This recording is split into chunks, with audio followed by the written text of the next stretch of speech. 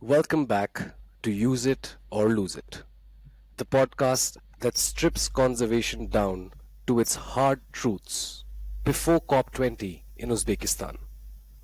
Today's episode is about conservation, but in particular about whales. Yes, whales, the animal rights movement's ultimate poster child. For decades, Save the Whales campaigns won the public's imagination and millions in funding. But here's the catch. While the slogans made money, they often left science behind. Our guest today knows this story inside out. Ex-Professor Joji Morishita served as Japan's commissioner to the International Whaling Commission, its chair, and has been a key voice at CITES. He's been in the middle of the clash between science, sovereignty, and sentiment. Professor Morishita, it is a true honor to welcome you to our podcast, Use It or Lose It. Thank you for taking the time to share your expertise with us. You've played a central role in international marine governance by serving as chair of the International Whaling Commission, as I mentioned, and we're absolutely privileged to have your perspective here today as we look ahead to COP20. Professor Morishita, welcome.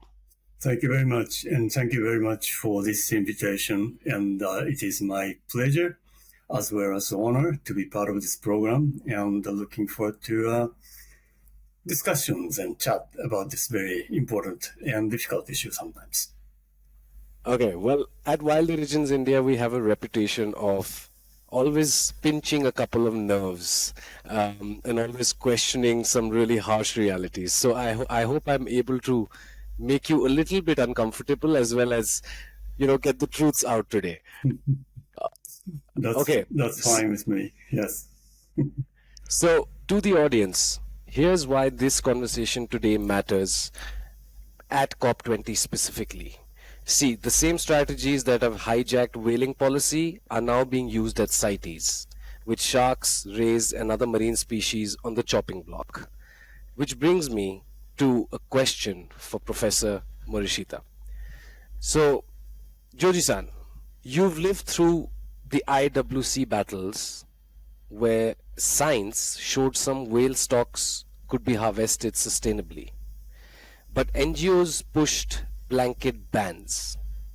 So, how does the narrative of Save the Whales overpower actual science? Yeah, I think the discussion about whales has experienced some transition in its focus and the central issues. And at the beginning, which is 70s and 80s, there were actually aftermath of overutilization by many Western countries at that time. And they used the whale resources of the ocean as a source of oil at that time. And that was a very wasteful way of utilizing the resource. And as a result, many different species of whales become depleted. And that was the main reason that International Whaling Commission was established in 1940s. And at the beginning, the challenge was how to bring back the proper conservation and management and recovery of a whale species after the overharvesting. So that was a scientific issue. And at the beginning, because it's a long time ago, 70 years ago, the science was still not enough or beginning to be important or looking at the whale resources. When the so-called commercial whaling moratorium was adopted in 1982, the challenge was scientific uncertainty or how to build a system to come up with a conservative and sustainable catch quota. So it was a very scientific issue. And in 10 years, the scientists of International Whaling Commission has come up to a conclusion that some of the species are abundant enough And they also develop a system to calculate a very conservative and sustainable catch quota. So scientific issue has come to some kind of a conclusion at this time. However, during the course of the discussion, whales become symbol or charismatic megaphone.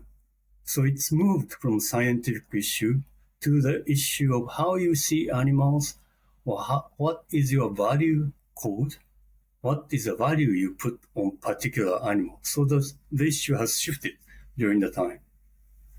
It's very interesting that you say this. Um, of course, you've given me a very brief history of what has occurred.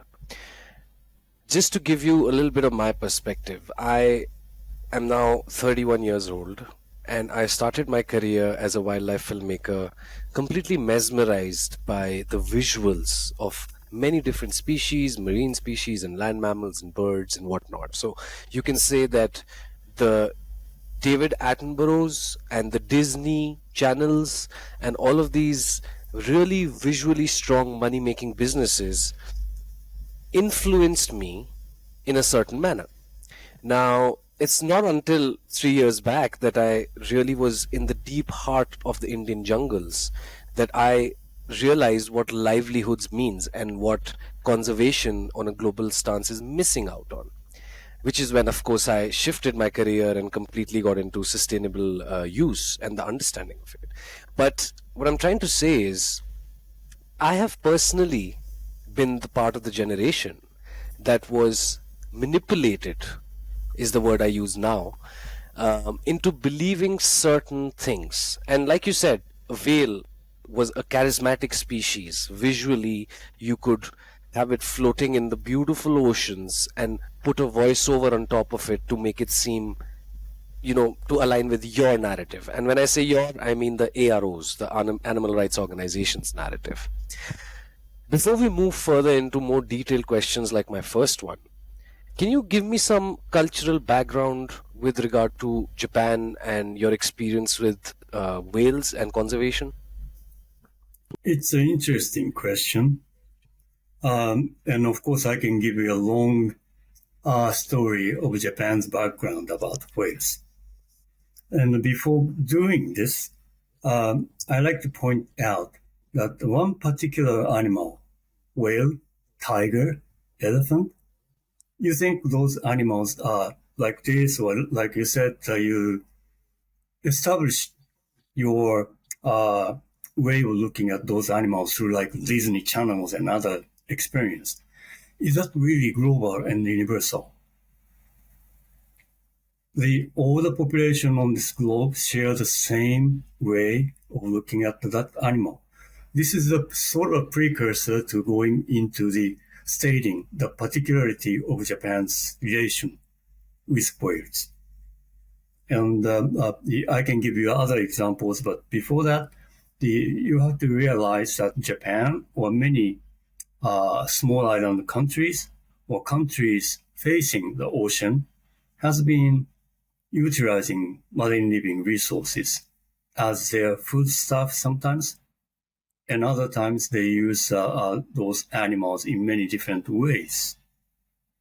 And they do have their own emotions and way of looking at, even that the part of the worshipment or related to the religious belief, and we do have the same too. But the fact is, many of the people, nation, are living on oceans, have been utilizing marine living resources as a food, and Japan is not the exception. And we have close to 40 different species of whales around Japanese water in a very small island country. So it's natural for us to be utilizing whales as food, and we respect the whales at the same time. This is also a cultural difference. And for the Western culture, eating the animal while respecting the animal doesn't make sense. And in our culture, it's quite natural because we are eating the lives and we are living on the lives of other animals. So we have to thank them we have to respect them for their sacrifice to give us the means to live.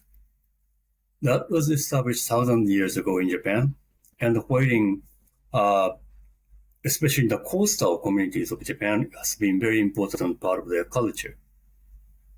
In the larger cities like Tokyo, it is true that the wide consumption of whale meat was mainly around World War II, or from the time of World War II. However, for many Japanese people, the whale has been recognized as part of a food culture in our mind, even if you are not eating the whale for a long time. And you can see many of shrines in Japan is actually has the graves for the whales because we are respecting their giving up their lives. So this is a different culture, different way of looking at animals from many so-called Western developed countries. But we have to accept those diversities. Absolutely. I think you're spot on. I mean, this is something I've witnessed in India as well, and rather across Southeast Asia, and rather anywhere that's not the Western Hemisphere, I would say there has been a lack of understanding of the basic fundamental idea that, hey man, we are a different culture to begin with, number one. Hence, we have different practices, different beliefs, whether they're religious or not, that guide our society as a whole. So, but I mean, the way this entire capture of attention on a global level has happened, which has distracted us from the reality of society and culture into believing that, okay, the world needs a global idea of culture towards wildlife. I mean, am I wrong to say that whales might be the first ever reality TV stars of conservation because everything around them was dramatic and emotional and rather completely divorced from reality? Mm-hmm. I think that's true. And the media has played a big role in making some animals as very charismatic or the attracting the affections of many populations in the world. Let me give you another example of highlighting the difference or highlighting what you usually do not see.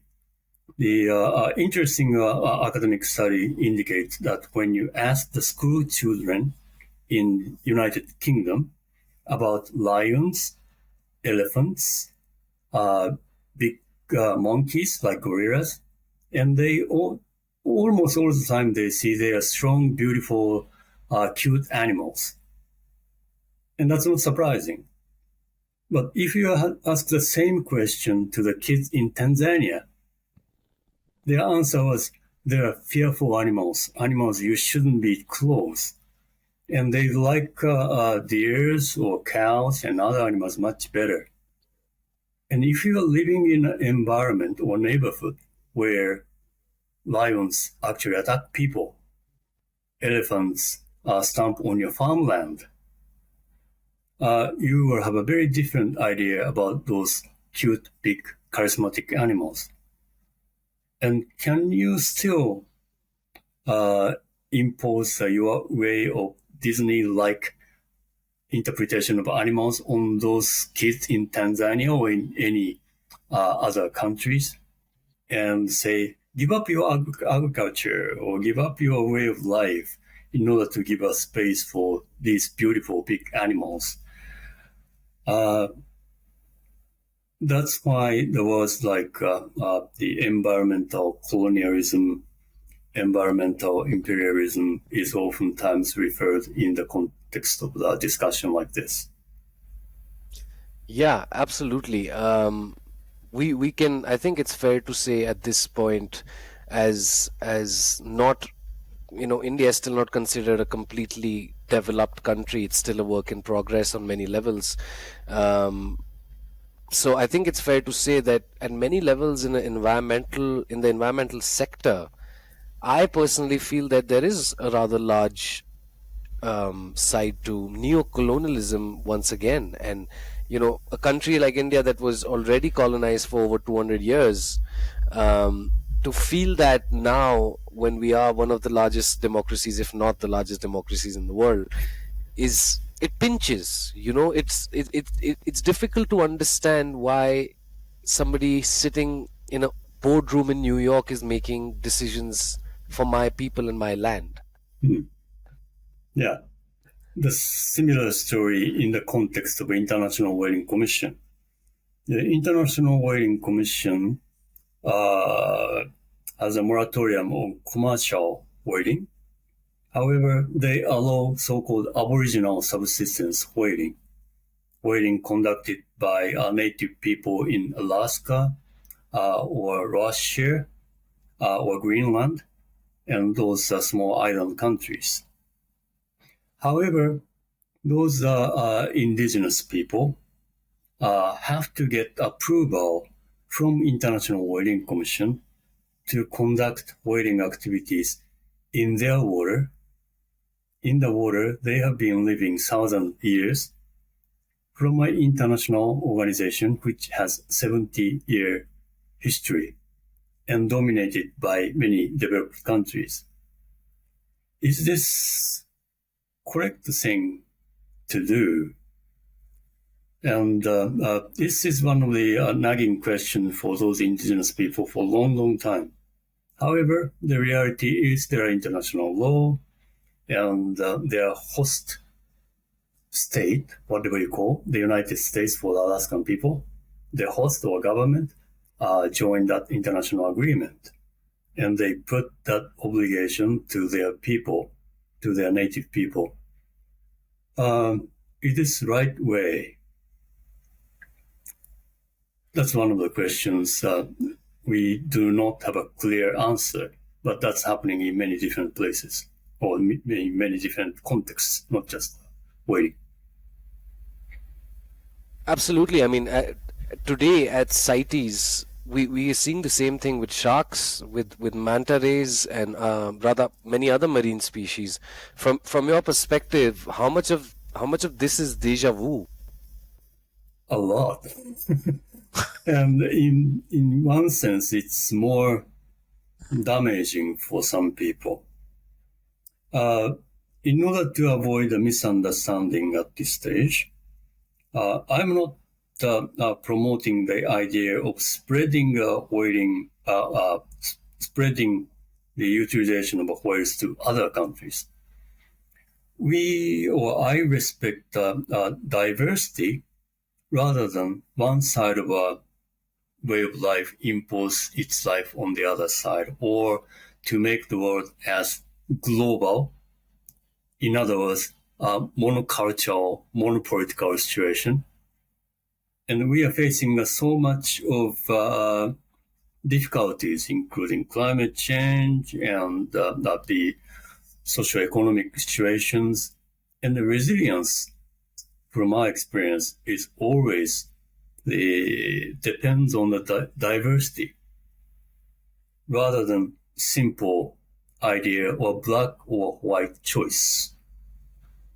And the discussion in CITES is just repetition in many sense of a whaling controversy. Just change the name of animals or sometimes plants, and the discussion takes place whether you protect this animal or not, black or white, one or the other. And the international relations or reality of the country, people, marine ecosystem is not that simple. If you study a little bit more, it is obvious that question is much more complicated. And the simple answer, take or leave it, will not resolve the question. At the moment of a decision, you might feel you have won the discussion. But will that be really contributing to the long-term, even the middle-term, real conservation and management of resources, what you like to conserve? Is that long-lasting agreement? And we have seen so many examples of a bankrupt discussions or paper discussions.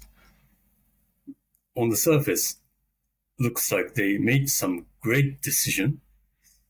They achieved something brilliant, but nothing happens. If you are lucky, just nothing happens. In many places, it's even making the situation worse. And we should learn that from International Whaling Commission and from other places. If the situation shifts or the question actually changes, you have to shift the way to handle that question. But too many times, too long times, we have been seeing the very simple narrative of a complex issue, and the presented or proposal is always black and white, and the countries are divided pro and cons. One side says the other side is evil. Can we graduate from there? That's a big question. You couldn't have framed it better. I'll tell you a short story. Last year, no, we're still in 2025. So 2025 February, the CITES general meeting happened in Geneva. And it was my first ever experience at an international environmental stage or platform to experience what really happens. But I'm going to be honest here, I was disappointed. I saw a lot of things in a lot of contexts, in different contexts, that I quite did not understand. I mean, starting from the simple fact that a lot of things seem to be very predetermined by the time you arrive at such a platform. Of course, through general recommendations and the scientific route, but also because there has been all of this media role that has played, prior to these events by the AROs. Number one.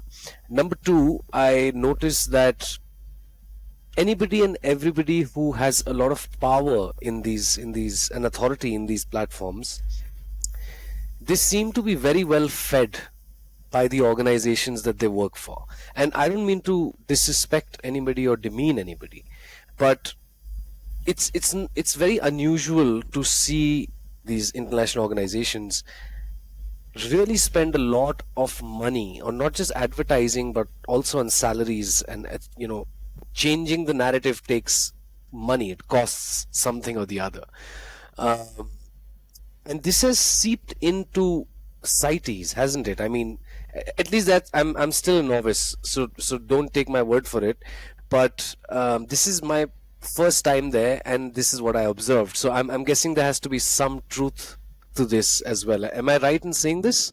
Sure, yes. Always a newcomer finds something very interesting that old-timers cannot find out. So we respect their opinions and impression. First impression is very important.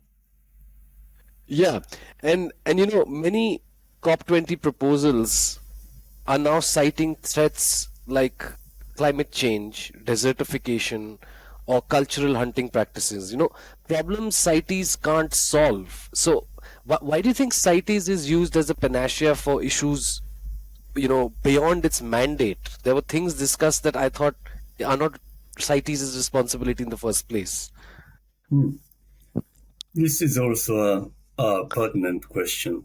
Last year, very interesting article appeared in Nature, the famous scientific magazine.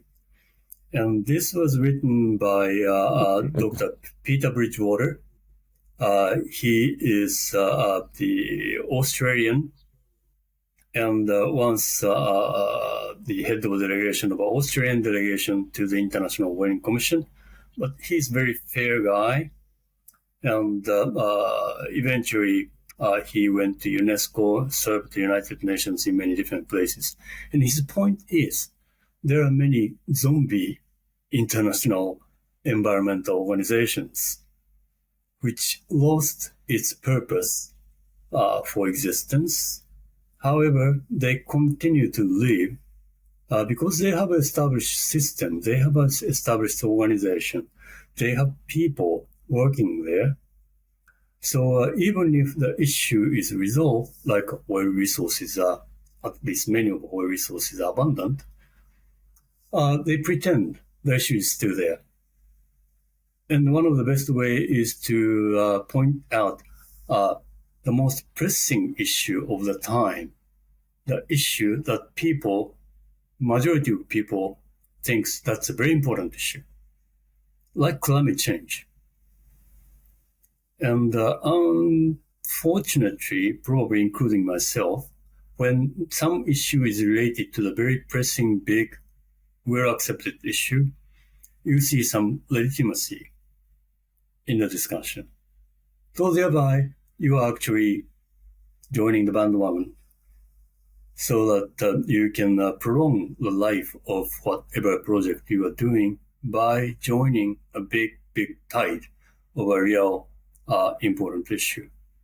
And I also have to say that many of the people actually working in those maybe zombie organization still really believes what they're doing is important. And probably there are some truths. However, things are moving, developing, changing, and many organizations should be brave enough to review what they are doing and review the effectiveness of the organization, and brave enough to adjust what they are doing. And the point of Peter Bridgewater's article is he used IWC as one of the zombie organizations. And his recommendation is to close the shop and send out some of our existing program, which might be still useful, to other organizations. So that's a respectful way of withdrawing from the stage. And that's oftentimes we allocate the important capacity, money, interest to the place where real care is needed. So from global point of view, that makes a lot of sense. Of course, I can understand if you are in the organization which is called zombie, to give up what you are doing is a very tough thing. I think you're absolutely spot on. There are these zombie organizations that are existing, and you spoke of a respectful way for them to, bow out of the movement, which is going to be better for the movement. However, I feel like certain organizations like IWC, you as mentioned as well, so certain zombie organizations, along with the structure that they have and the people and the jobs, these zombie organizations have sort of developed a symbolic personality, and there's dangers to symbolism. But I honestly feel like with CITES, what's happening is that these zombie organizations are functioning in a symbolic manner still. And CITES seems to be happy about it because maybe symbolic victories look good even if they don't solve problems. And that's why these discussions just keep going on and on for years.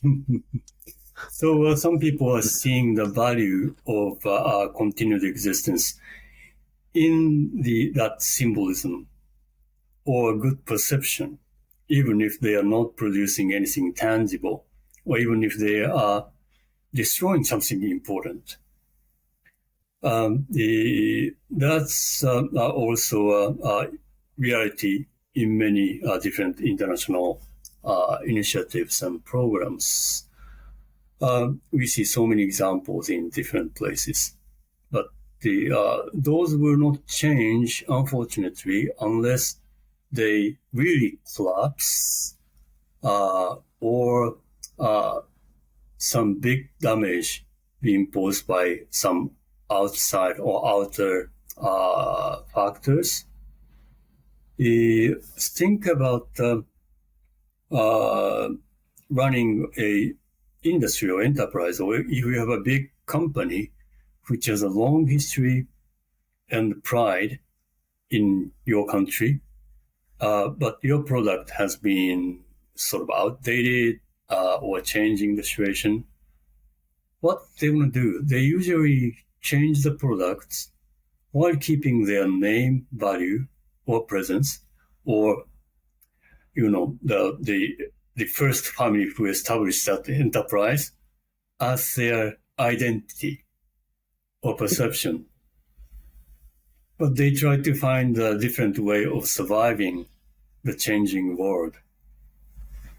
So in that course, the perception, image, name value, we cannot ignore that.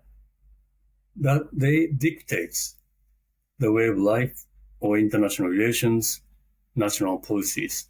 That's fact. But for those who see the real problem, or who see the transition of a situation, have to voice up that problem, and there will be conflicts, I'm sure.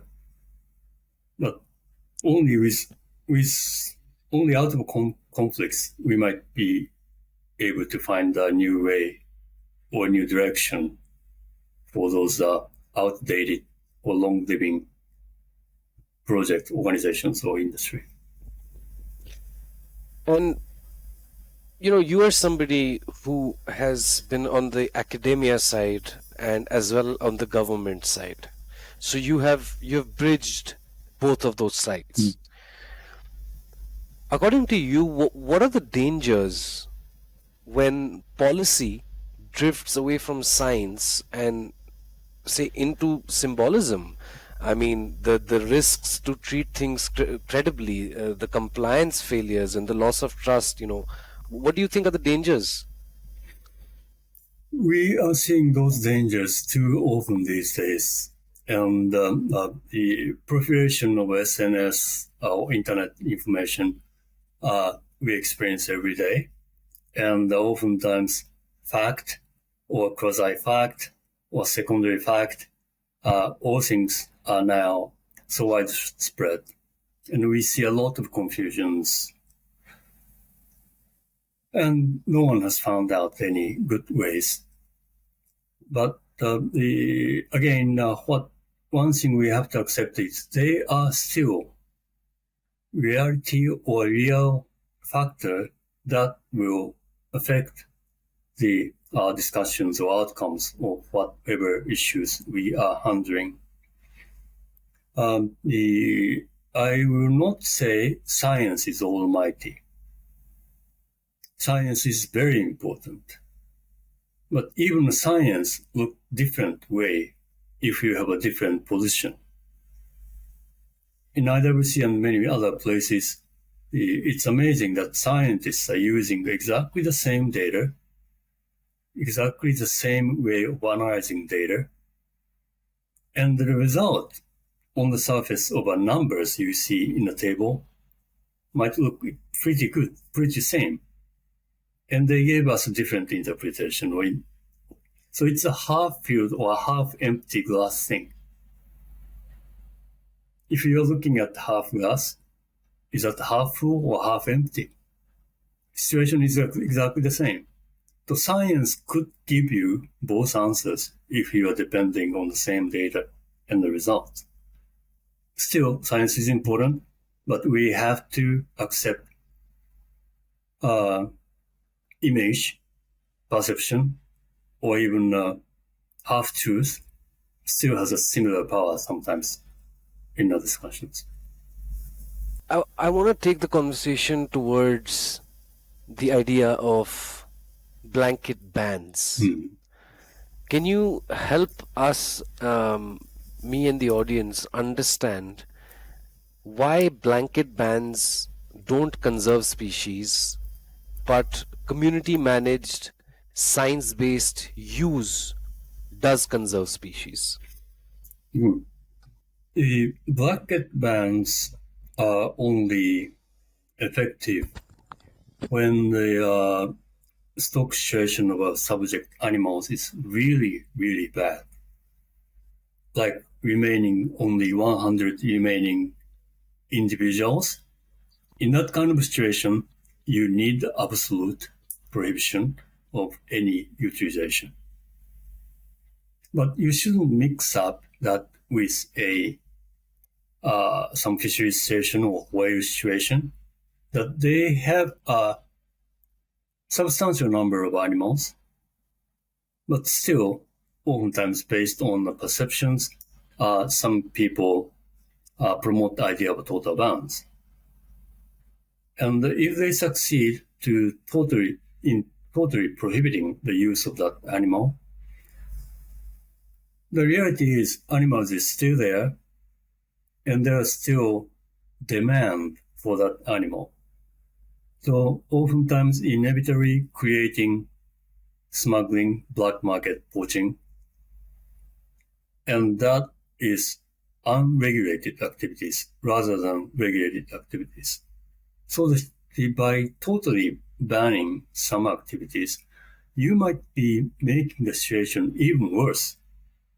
Let's compare if instead of a total ban, you establish some limited controlled utilization. So there is some limit on the assumption that you have enough of a monitoring and enforcement, so that that stock or animals could be conserved and managed. However, if you establish total ban and still demand and the people's desire to use, all the activities will become black or behind the scene. And they use all tactics, all means to defy from the regulations. So situation will become even worse. So in your philosophy, you might not like to see the one whale to die. So you like to introduce a total ban. The result might be even worse. More numbers of animals could be secretly, without any record, be killed. But if you accept a small number of regulated activities, the situation will be under control. From conservation point of view, the question should be very clear, but it's not that simple again. I know, it really isn't. Um, Talking about complete bans, I'll give you a bit of history on my country, India. We banned hunting as a whole and made all wildlife the property of the government in the year 1972 when we passed the Wildlife Protection Act. I think it's one of the most intense prohibitionist laws ever passed. Nobody really talks about it much, but if you get into it deeply, you start to see the hypocrisy within it as well. Now, we had this law passed, and at the time, I think it was all right because, during colonization, we lost a lot of tigers and elephants to hunting and whatnot. And we did need to revive the population from, I think we were at around 800 or 900 Bengal tigers left. So back in 1972, it made complete sense to have a blanket ban. However, fast forward to 2025, it's been 50 years. The law has not even been amended in many ways. And now the consequences of that are disastrous. We have an overabundance of wildlife. Of course, we already have an overabundance of humans. I mean, we have one of the biggest populations in the world, which is a problem. But at the same time, this save strategy has led us to now, I think, officially 3,800 tigers and officially somewhere around maybe 30,000 leopards. I'm not sure about the elephants, but the species that are causing conflict. These are all official numbers, and we all know that unfortunately the government is never able to get official numbers. So I can tell you for a fact that 75% of India's tigers are now living outside of these protected national parks that were created for wildlife in agricultural fields, causing just unimaginable conflict. There's a state, Maharashtra, which is in central India. It has a little town called Chandrapur. In the year 2025, up until August, we've had 32 people killed and 112 people injured from just tiger attacks. Now, if we were to move away from the predators, I can talk about the wild boars and the nilgai, which is another interesting story. The same state, the state of Maharashtra, has in the annual year 23-24 documented an annual crop loss of somewhere around $40 billion just due to wildlife, not due to natural causes like rain or whatnot, right? So just wildlife, $40 billion worth of crop loss. And only 1% of that has been compensated to the farmer. Now, why I'm telling you all of this is because if we leave it too late to understand that the consequences of blanket laws, then this is what you end up with, and a situation which is even more difficult to solve and even more difficult to handle. And I personally get a sense of confusion now. I'm like, well, you'll have to change a million things now to be able to just rectify the last 10 years worth of mistakes, you know which is why I'm getting involved in going to the COP and going to such conferences, so that these lessons can be brought forward, you know but yeah, I totally would like to say to the audience to stick to science and avoid emotional overreach, while respecting cultural diversity and sovereignty, because if you don't, then it ends up in quite a mess, doesn't it? Yeah, I agree. And your story about expanded population of wildlife conflicting with the human activities, that applies to even Japan, one of the G7 countries. And you might not have an impression that we have a lot of wildlife, but almost every day now we are hearing the news of heavy injury or even casualty in Japan by bear. We have three different species of bear now.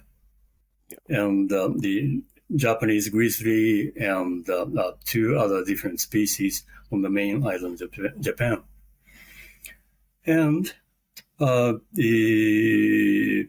we have a very, very emotional discussion.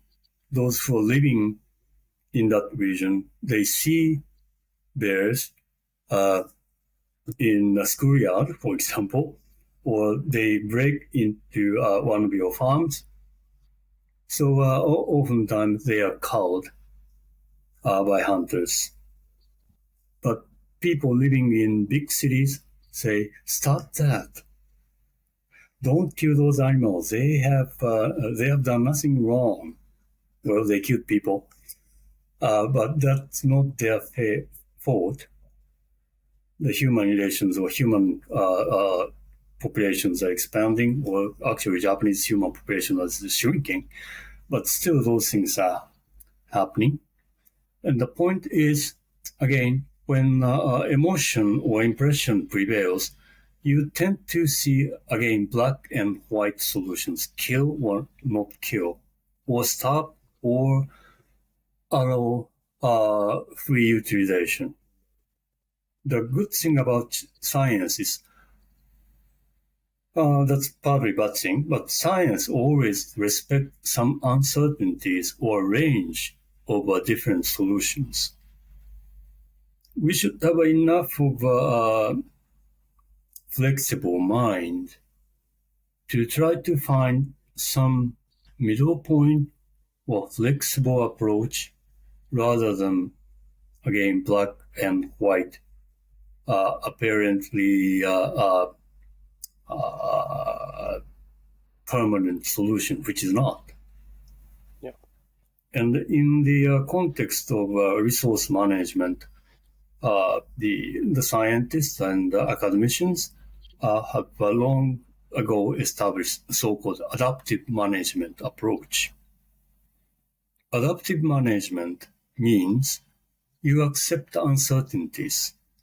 You accept that you don't have a full knowledge, but start from something, sometimes very small step or incremental step to address the issue in front of you. That will not solve the problem permanently, but you will get more information and data, whether effectiveness of measures you took or ineffectiveness. Then you adjust. Keep adjusting what you are doing. This is adaptive management approach. And especially when we are handling wildlife resources or nature, this seems to be the only way. And in order to make the adaptive approach effective, science is one important factor, ingredient. Another one is a wide stakeholder participation. And all stakeholders who may not share the same view or same interest have to come up with some agreement if you don't like it. And if you are good enough, you have to accept some solution or first step in adaptive management, which is not perfect from my point of view. Yeah, but going to the right direction. Can we accept or can you introduce something similar approach to CITES? Could we have done the same in International Whaling Commission? Or this might be also applicable to the discussion in the context of climate change or emission of global warming gases. There should be some way. You mentioned IWC and CITES right now. It might be wrong of me to ask this. Forgive me if I'm overstepping in any way. But do you think the IWC lost its authority and credibility? For many of our member countries, yes. And for many other members, the IWC is a very good organization, very effective. But it's only natural that participants or members have a very different view of the current activities at the organization. And I will be surprised if all members of some organization all agree with everything and has the same impression. Yeah, if that's the case, you don't need that organization. Yeah. I mean, and if that's the case, then, and if this is the case with CITES, and CITES continues down this road of emotional listings where they just list everything, I think CITES is also risking its credibility for the future. I think so. And, some groups of members has already made it clear in the past CITES meeting that if the current situation continues in the way the CITES decides things now, they have to think about withdrawing that from that organization. So that indicates the frustrations or ineffectiveness of organization, at least for some sizable number of our members. Then what decision you make? If it's an adaptive management approach you can take, you will adapt the organization to meet the interests of different ideas, try to find some middle ground. But still, CITES stick to the voting on the yes or no, and will not change the whole system yet. How can you change the whole system, or to what way you change the system? There are no clear answer, but the important thing is, can you start the discussion or dialogue to discuss that particular issue? Yes, absolutely. I wanna quickly jump back to the significance and the importance of understanding cultural sovereignty, because that I think that is an issue. A lot of people who are at the CITES and other important international platforms haven't actually ever either visited, or even if they have visited, it's been a very touristy trip. They haven't really experienced what cultural sovereignty stands for, in different nations. um, in fact, when countries use cultural sovereignty as a reason for sustainable whaling, critics call it barbaric. So, like when Japan says this, then critics call it barbaric. Why is respecting culture acceptable in every context except when it involves wildlife use? Like, everybody gets fired up when it comes to wildlife use. Hmm. You might be surprised if I say that I have never used cultural argument on the floor of IWC to promote our proposal or our way of thinking. I always think that culture is important. However, culture or existence of culture should not be used as the especially sole factor of asking for that continuation or resumption of that activity. We have a different approach and different cultures. That thing we have to accept.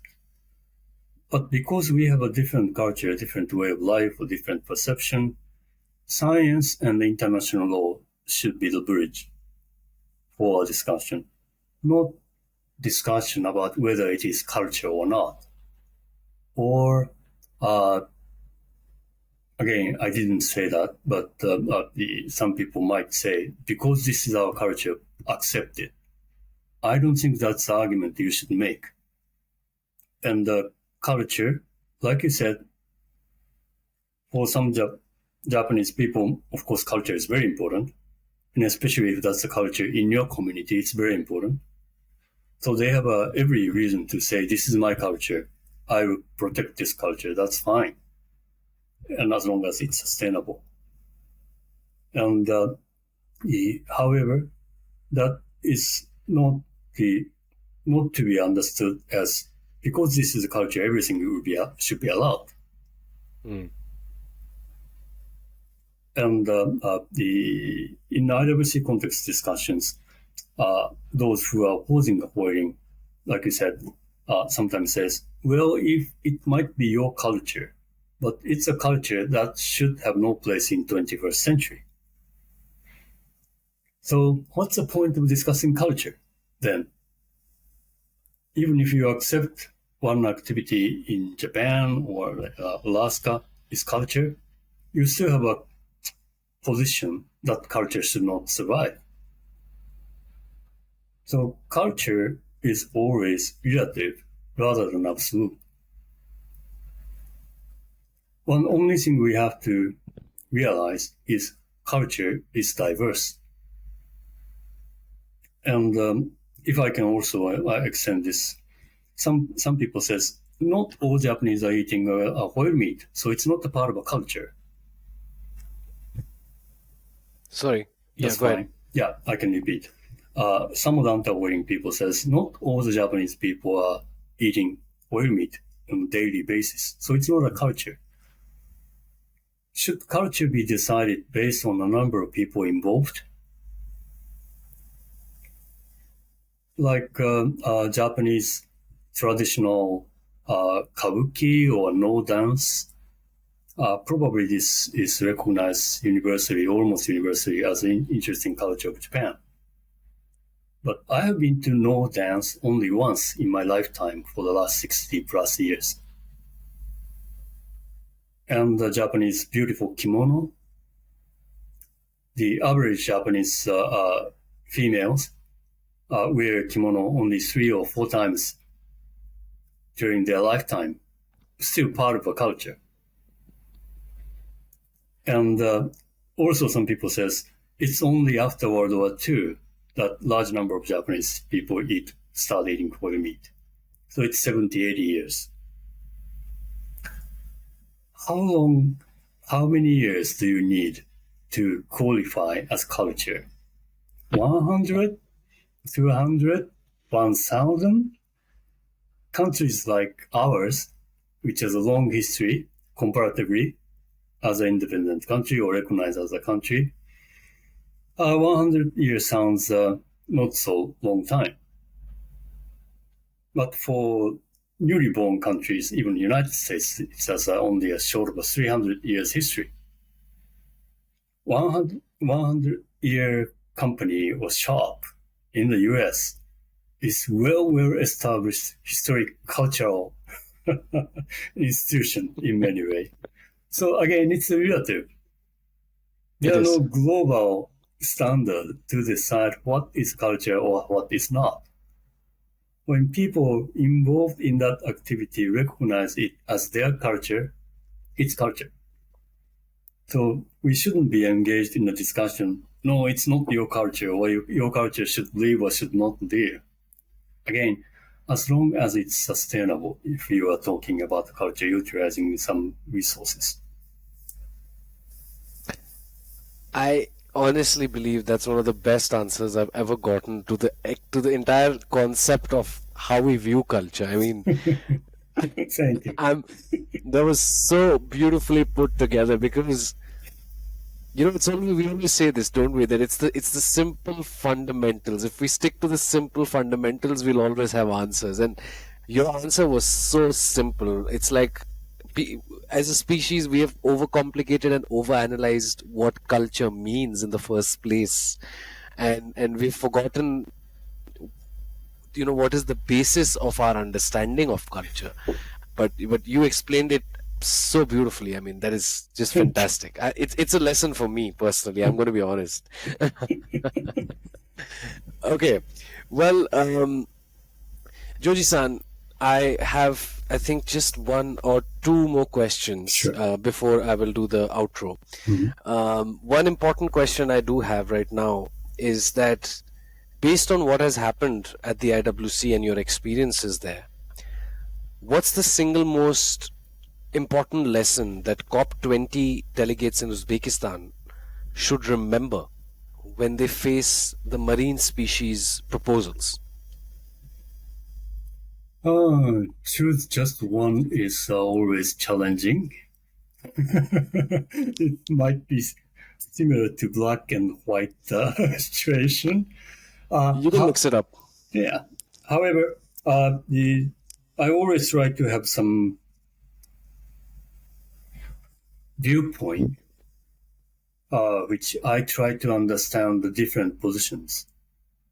And I have been part of a diplomatic negotiation for a long time, and I hear many statements from other people who are also involved in diplomacy are saying, I don't understand your position, or I don't understand your the point. I don't understand whatever. And oftentimes they really don't understand. Is that the end of a discussion? Especially if you have a experience as chairing a divided organization like IWC, I try to see the reasons or the legitimacy they have in every different positions.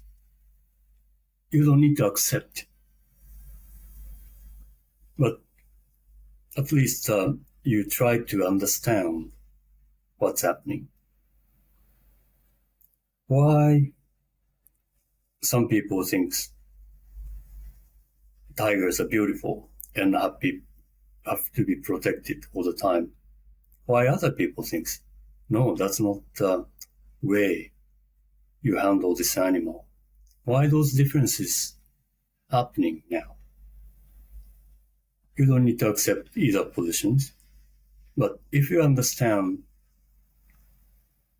or if you get some light shed on, I don't understand, blah, blah, blah, you might be seeing the possibility of, again, middle ground, different approach, or adaptive approach. The between black and white is not gray or the third answer. It could be very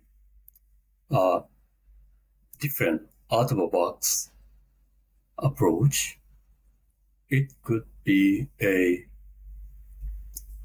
collection of tiny different steps. So as a total, has some positive effects. So this approach of trying to think or trying to ask one more question when you hear, I don't understand. Hopefully that would give some positive step in a very difficult divided discussion. That's all I could say at this stage. That's fabulous.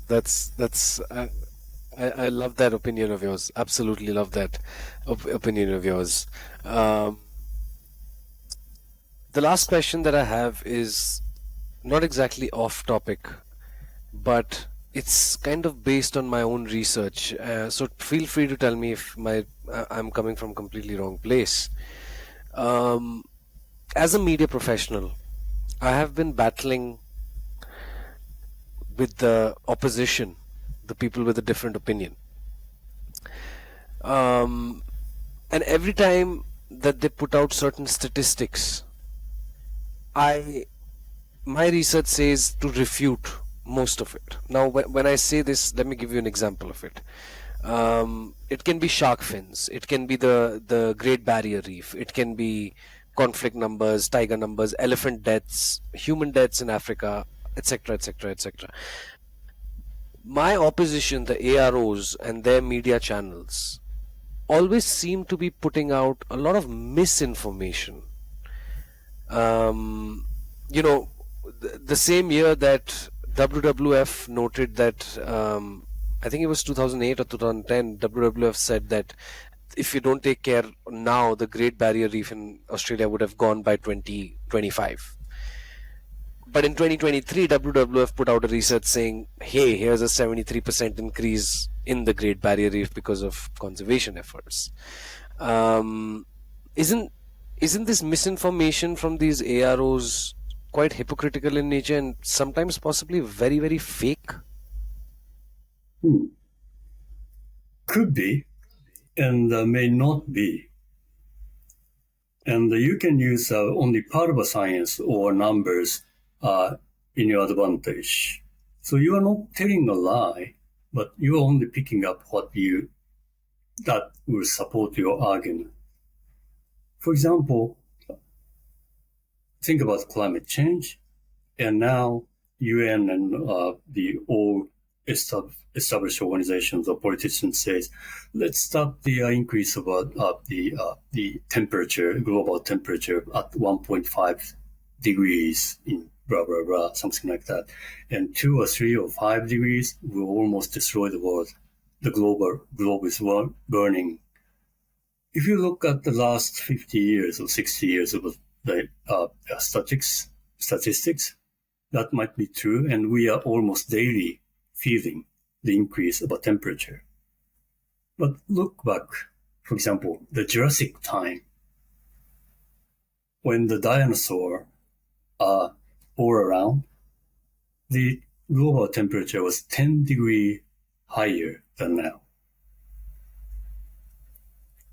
And the carbon dioxide, its density was 3 times as high as now. And still lives were thriving. Of course, it's not a human. So the Earth will not be destroyed. Earth could be very different from what we are seeing now. But in order to make your point, that 1.5 degree matters, you just pick up part of your information, which is not wrong, but will not give you a whole picture or longer perspective. And one kind of information could give you one interpretation. If you back up with others, that could give a very different interpretation. If you have a chance to read one of the Michael Crichton's novel, what was the name? That slipped my mind. He was talking about manipulation of scientific data by environmental NGOs in one of his novels. And, he wrote Jurassic Park, so he knows those things. And it's interesting reading. Hope I remember the title, but Michael Crichton is not difficult to find out. And his novel title sounds like the point I just made. So you will probably be able to find that book. It's an interesting one. Is it the Andromeda Strain or Airframe or Prey or Timeline, any of those? Not Andromeda Strain. Okay. Sphere, Eruption. There's so many. He's written so many. I haven't even read one. Wow. Okay. Some of all fears or something like that. Okay. Yeah. Well, I mean, yeah, you're spot on. That's what it is. It's not a lie. So that's why you cannot pinpoint to them and be like, hey, you're lying. And that's where this discussion becomes heavy. And that's where that's when you try and look for the black and white answers, but you don't understand that you're looking for something in the middle, a degree of acceptance, a degree of failure attached to it while you try to achieve something. So it's all tied together like a web, isn't it? Yes, that's right. And how to address those difficult, complicated issues, and where there are possibility of part fact or picking up some of cherries you like in handling the statistics. What you need is knowledge, information. And the more you have knowledge, information, you have more basis to make a right decision. So the bottom line is study more.